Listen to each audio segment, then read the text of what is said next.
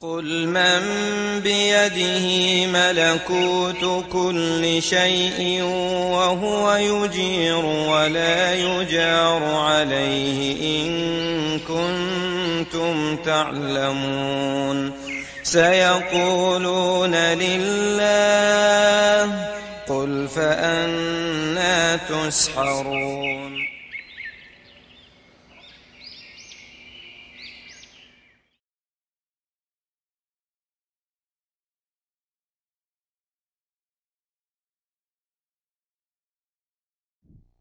Kalau dia udah tahu di bis ini semua orang yang punya air pun, ya itu mereka buat apa?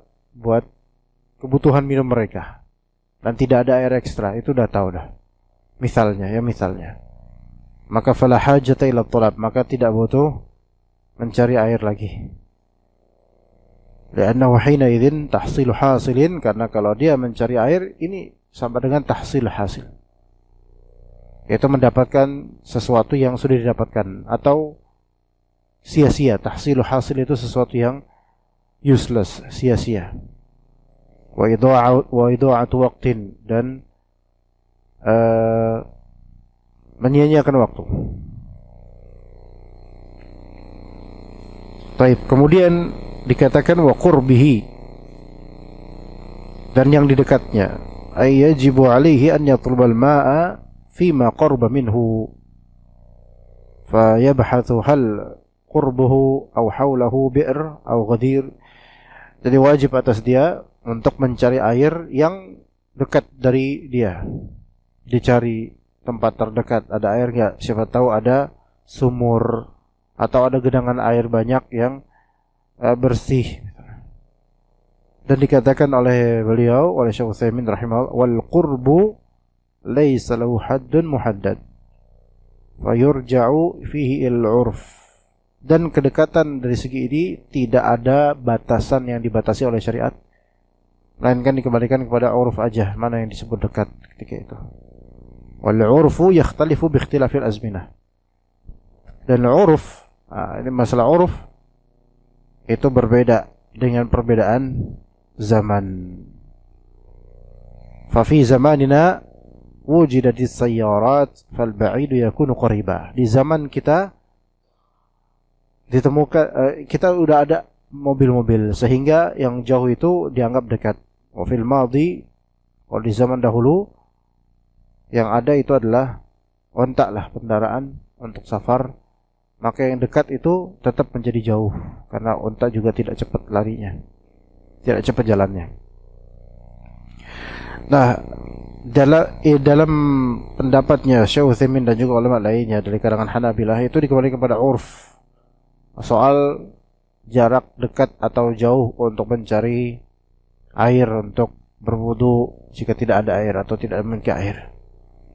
Yang Anda ingat dulu ketika masih di Libya misalnya, ketika Anda berusaha membuka beberapa dari kitab-kitab mazhab Syafi'i, beberapa ulama Syafi'iyah itu memberikan batasan yang sangat panjang dan tidak memiliki dalil khusus untuk pembatasan itu. Sampai berapa panjang sekali Anda membaca dari kitab Hasyiat Al-Baijuri terhadap syarah terhadap atau hasyiat terhadap kitab Fathul Qarib. Itu panjang dan belum tentu orang yang atau pelajar yang membacanya hendak mengamalkannya, melainkan apa yang disebut oleh Syekh Utsaimin di sini lebih afdal, yaitu kembalikan kepada uruf, kira-kira jauh seberapa jauh. Nah, kemudian masalah uruf, ikhwas sekalian, tentu pembahasan para ulama usul fikih tentang uruf atau bahasa kita itu kearifan lokal. Kearifan lokal itu pandangan lokal, pandangan orang-orang setempat di zaman atau tempat tertentu akan suatu hal, yang mana ketika syariat membiarkan dan tidak memberikan pembatasan, maka kerap kali urf di sini bertindak sebagai pembatasan.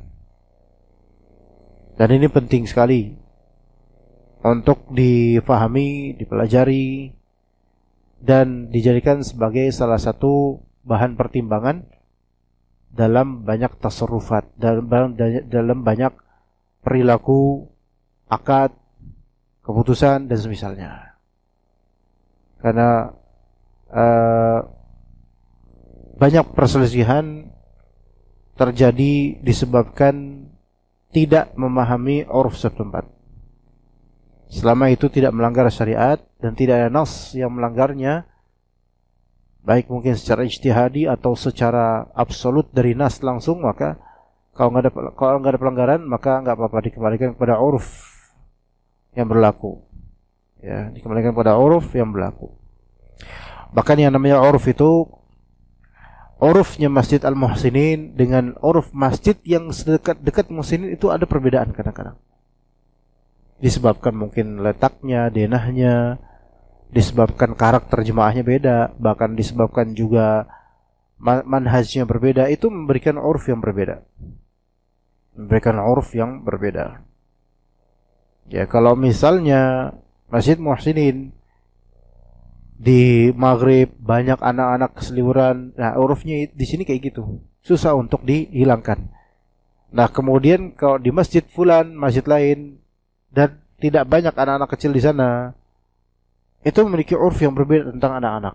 Nah di sini seseorang hendaknya dia memperhatikan gitu loh. Oh, urufnya sini kayak gini tentang anak-anak, uruf di sana beda lagi tentang anak-anak. Itu nggak ada pembatasan syar'i di situ, misalnya. Berarti kalau di sini halal, di sana haram anak-anak untuk datang. Enggak gitu. Tapi dilihat, ditinjau lagi. Setiap dari orang berakal itu insya Allah diberikan kemudahan untuk meninjau ini. Baik, kemudian dia mencari yang dekat. Ya, dekatnya sesuai dengan kemampuan dia dan juga uruf ketika itu. Wabidalalatin. Ya, maka dia juga kalau bisa mencari air dengan dalil, dengan penunjuk yang menunjukkan di mana ada air. Ya. Kemudian kata Syekh Utsaimin rahimahullah, fa idza kana laysa 'indahu ma fi rahlih wa la yastati'u al-bahth li qillati ma'rifatihi aw li kaunihi idza dhahaba 'an makanihi dha'a fa hadha farduhu ad-dalalah. Kalau misalnya dia tidak punya air di jemaahnya, di kafilahnya enggak ada air, dia juga tidak bisa cari air karena sedikit pengetahuan dia tentang area itu. Sejenak, berapa jam dipakai itu mungkin. Kalau misalnya dia pergi nantinya, maka dia wudu kemungkinan ya akan dihilangin semua itu. Maka wajib baginya itu sama kayak tipek dan misalnya kalau ada yang nempel di tipek di sini penunjuk atau jalan di sini baik orang lokal, kalau ada nempel atau di ini kan biasa tukang-tukang tuh, maka ada cat-cat orang yang punya pengetahuan. Nah, dari jemaahnya atau dari orang itu situ punya harus pengetahuan tentang area situ. Misalnya terhilangkan semuanya biar air kena semua ya, bagian tersesat di hutan atau gitu naik gunung, kemudian sama hukumnya. Juga perempuan-perempuan yang nikah misalnya. Maka kan biasanya riasannya pakai ini nih, apa namanya? Sama make up-nya itu kan tebal banget. Gunung itu masing-masing ada persediaan air, tapi itu buat minum. Karena tebelnya itulah. Kalau dia wudu maka nggak masuk, nggak kena airnya di kulit, tidak ada apa, nggak ada kan gitu. Biasanya nikah-nikah orang Jawa atau Sunda yang siapa senior di antara mereka yang bisa bantu cari air, yuk kita jalan. Kalau ini tuh karena biasanya yang senior dia tahu celah-celah bukan rambut air ya, atau mungkin bagaimana atmosfer dari area gunung dan bisa mengetahui jalan balik semua kita gitu misalnya. Kayak kan kalau perempuan kan rambutnya kayak gitu perempuan. Ya enggak? Yang rambutnya perempuan gini. Ayatlu min ghairihi an yadullahu al ma. Tapi ternyata itu kan rambut. Apa sih itu? Aw majalan, maka dia minta sama orang lain untuk menunjukkan ukiran arah itu pakai apa sih itu hitam kayak gitu? Kayak rambut gitu atau penghalangi dari wudu enggak itu? Orang sewa orang atau enggak tahu ya. Selama nikah kita nikah enggak ada pasir, enggak ada air. Nah, pokoknya ada kayak butuh gitu. Air. Oh, ya, namun di kejauhan dari lihat ada burung-burung mengitari sesuatu. Kan alisnya kadang di kalau kata orang dulu biasanya di zaman pakai apa gitu. Dahulu di zaman sampai menghalangi dari air wudu Nabi Ismail, Nabi Ibrahim. Bahkan para pengantin perempuan rata-rata jangan wudu dulu sampai selesai. Itu ketika mereka melihat dari kejauhan selesai apa namanya? Kok ada burung mengiteri resepsi area selesai, di mana di situ selesai ada urusan lah, Siti baru. Hajar dan Nabi Ismail. Karena kalau misalnya dia wudu, ya Maka hancur kata semua orang makeupnya. berjurhum Bahkan ini yang tadi serem tambah serem lagi mukanya komplotannya gitu. dan kafilahnya. Gitu. Jadi mereka bilang kalau ini semua semua penghalang, ini atau bisa tempat menghalangi dari luas air seperti wudu ini dan tidak di sah open wudu. area Jadi seperti bukan ini. hanya pacar doang. Ketika Banyak ada sekali burung yang hal-hal muter-muter, kita sebutkan. itu ada dua kemungkinan begitu. Tato yang Imma kita akan dia menemukan tato stiker bangkai yang atau kita akan tidak menemukan air. dilepas. Cuma dua kemungkinan itu. masih ada Nah, gitu. maka mereka pun Ya, berkhidmat. maka ini juga penghalang karena dia kan kita nggak ke masuk sana. air. Siapa tahu bukan bangkai, siapa tahu air. Tapi kalau misalnya Akhirnya tatonya mereka tato berisyarat yang dan mereka menemukan air permanen Zam-Zam. ya memang udah bagian dari kulit Begitu. Nah, maka dia sah wudunya. bagaimana jika antum di Dia padang sah pasir wudunya. dengan kondisi Karena seperti ini? terkena Kemudian kulitnya, ada kalau burung misalnya itu tidak ada penghalang, muter-muter. maka kena di kulit. Ya dilihat, Tetap kan sah. kita jalan kaki Gitu. misalnya. Jauh Ya. nggak? Seberapa jauh?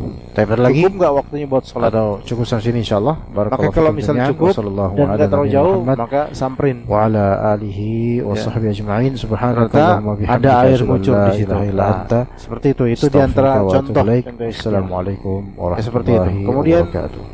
Dikatakan fa in nasiya qudratahu alaihi wa tayammama a'ada. Nah, di sini kalau dikatakan kalau dia lupa kalau bahwasanya dia itu mampu untuk mendapatkan air. Lupa kalau dia itu mampu untuk mendapatkan air. Kemudian dia tayamum, maka nanti pada waktunya dia ulangi gini penjelasannya. Lau kana ya'rifu anna hawlahu bi'ran lakinnahu nasiya falamma shalla wajada al-bi'ra fa innahu yu'idu shalah. Kalau seseorang dia nggak punya air, nggak ada air. Ya, tadinya dia tahu bahwasanya ada sumur di sekian ratus meter dari tempatnya. Tapi dia lupa. Makanya karena lupa itu, dia pun tayamum duluan. Tayamum, habis itu dia sholat. Nah, baru kemudian selesai sholat, entah dia ingat atau dia lewat sumur itu, astagfirullah, kan ini ada sumur sini. Kenapa tadi saya nggak ngambil air dari sumur ini? Maka dikatakan fa innahu yu'idus shalah. Maka dia mengulang sholat yang tadi. Karena apa? Karena dia aslinya punya pengetahuan bahwasanya ada sumur di dekat rumahnya sekitar 100 meter atau berapa meter. Tapi dia lupa, terus dia tayamum, terus dia sholat, terus dia ingat, maka dia apa? Maka dia perlu untuk ulang lagi, yaitu ulang sholat. Maksudnya ulang sholat sini wudu kemudian sholat. Ya. Ada juga pendapat yang menyatakan bahwasanya dia nggak perlu mengulang sholat. Kenapa? Karena dari awal dia tidak ada maksud untuk menyelisihi perintah Allah Azza wa Jalla. Jadi dia karena lupa, maka dimaafkan. Itu pendapat kedua. Namun yang lebih afdal hendaknya dia ulang sholatnya. Ini lebih terjaga insyaallah. Kasus-kasus seperti ini penting untuk diketahui ya kawan. Ketika syarat sah sholat itu tidak terpenuhi jika dikarenakan lupa untuk menunaikannya sebelum sholat, maka ada ulama yang mengatakan tidak sah sholatnya kalau dia ingat. Ada ulama yang mengatakan tetap sah sholatnya, gak usah dia ulang. Ada ulama yang mengatakan tetap sah sholatnya, namun lebih afdal dia tunaikan syaratnya dan sholat ulang. Gitu. Allah kasih contoh yang lain. Misalnya begini. Seseorang jadi anak ulangi, sebelum sholat dia tidak menunaikan syarat sah sholat karena lupa. Lalu ketika sholat dia meyakini dia udah menunaikan syarat sah tersebut. Namun selesai sholat dia baru tahu atau baru ingat bahwasanya dia belum menunaikan syarat sah sholat tersebut. Ya begitu ya. Contoh. Misal ketika dia sebelum subuh dia junub misalnya, junub, dan lupa kalau tadi malam junub, maka dia pun tidak mandi junub, kemudian ke Masjid Muhsinin, bahkan jadi imam misalnya. Baik, kalau ada antum kena teruslah. Jadi imam, kemudian jadi imam salat subuh. Baik.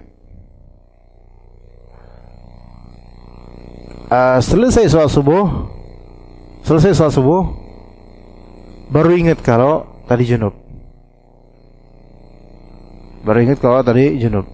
Nah, di sini ada 3 pendapat sebenarnya. Yang pertama, tidak sah salatnya.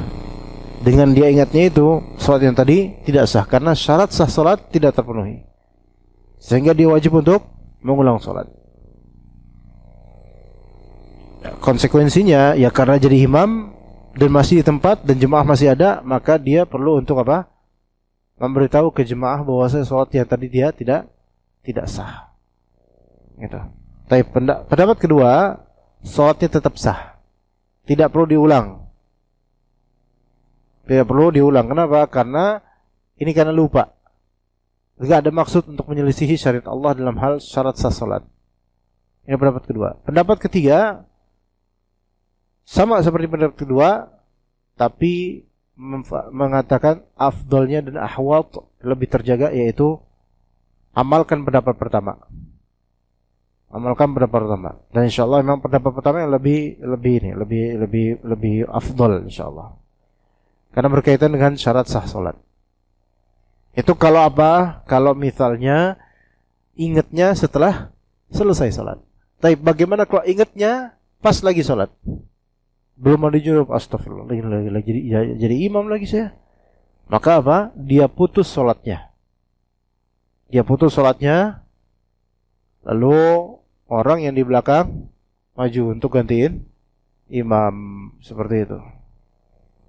Begitu. Jadi kalau misalnya antum salat, terus ketika lagi salat antum teringat bahwasanya, oh iya, salah satu syarat sah salat belum terpenuhi, seperti bersuci belum terpenuhi. Ya, maka apa? Maka dia apa? Maka antum apa? Batalkan salat itu. Ya. Adapun kalau baru tahu atau baru ingat, ya, beda. Baru tahu sama baru ingat beda ya, kawan. Baru tahu sama baru ingat itu beda. Setelah selesai sholat, gimana? Kalau baru tahu setelah selesai sholat, itu kan bukan berarti baru ingat. Paham ya, kawan? Bedanya. Baru tahu setelah selesai sholat sama baru ingat setelah selesai sholat itu beda. Kalau baru tahu berarti sebelumnya nggak pernah tahu. Kalau baru ingat berarti tadinya udah tahu, cuman baru keinget sekarang nih, gitu. Itu beda. Kalau baru tahu setelah selesai sholat, ya, baru tahu setelah selesai sholat bahwasanya ada syarat sah yang tidak terpenuhi, baru tahu dia. Maka ini kata sebagian ulama, dan ini pendapat yang lebih anak ikuti, dia tidak wajib untuk sejenak mengulang jam dipakai itu mungkin.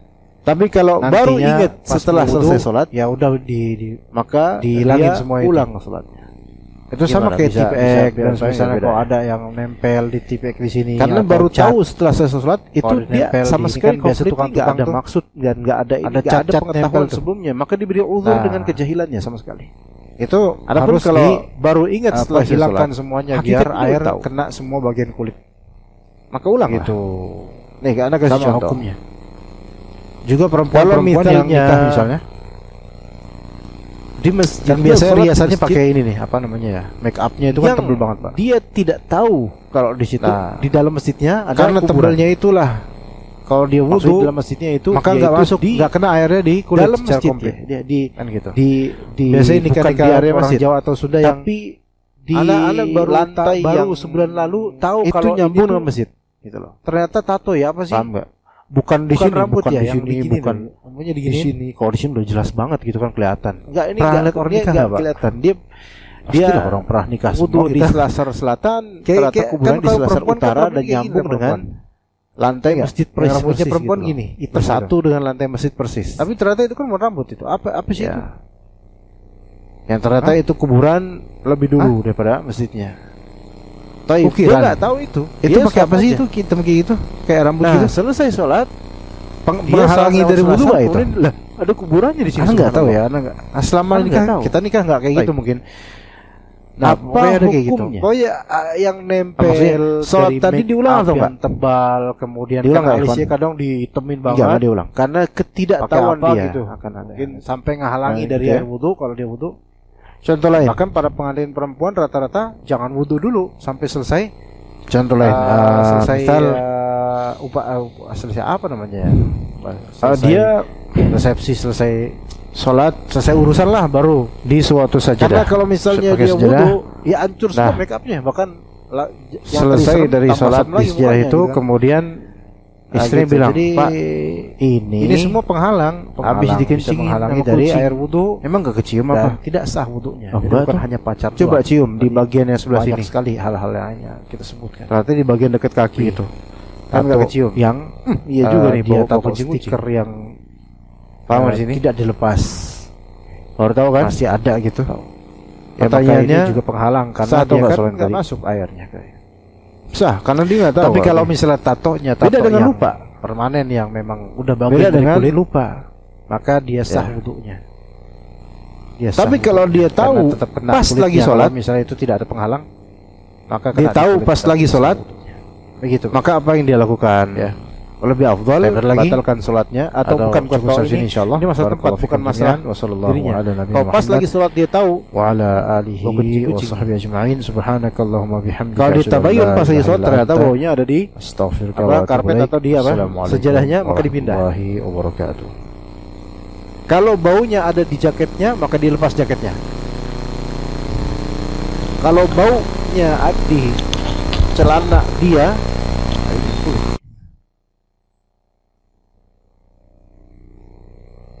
kalau dia buka celana di tempat nggak mungkin. Dia ke kamar mandi masih mungkin, tapi terus balik-balik pakai celana siapa?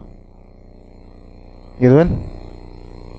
Kalau dia cuci dulu, itu terlalu banyak gerakan yang udah bukan sholat lagi. Itu bukan kepentingan sholat, seolah-olah bukan kepentingan sholat.